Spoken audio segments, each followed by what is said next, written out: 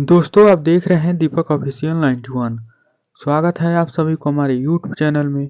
तो दोस्तों खेसारी लाल यादव का एक और होली गाने का पोस्टर और टीजर रिलीज हो चुका है। दोस्तों गाने का नाम है गलत जगह और इस गाने को लिखा है कृष्णा बेदर्ती जी ने और म्यूजिक दिया है आर्य शर्मा ने। और इस वीडियो में खेसारी लाल यादव के साथ में सौम्या पांडे हैं और इस गाने को बदनाम एंटरटेनमेंट पर रिलीज किया जाएगा। इस गाने का एक छोटा सा टीजर रिलीज हो चुका है, आप लोग जाकर देख सकते हैं। और इस गाने का जो म्यूजिक है काफ़ी अच्छा है और वीडियो एडिटिंग क्वालिटी जो भी है सब अच्छा ही है। और सुबह इस गाने को रिलीज किया जाएगा, तो आप लोग तैयार रहिएगा इस गाने को सुनने के लिए और अपना प्यार सपोर्ट देने के लिए।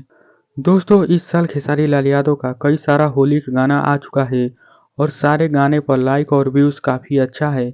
और सुबह सुबह इस गाने को रिलीज किया जाएगा, तो देखते हैं आप लोग इस गाने को कितना सपोर्ट देते हैं। तो चैनल पर नए हैं तो सब्सक्राइब जरूर कर लीजिए। मिलते हैं तब तक अगले वीडियो में।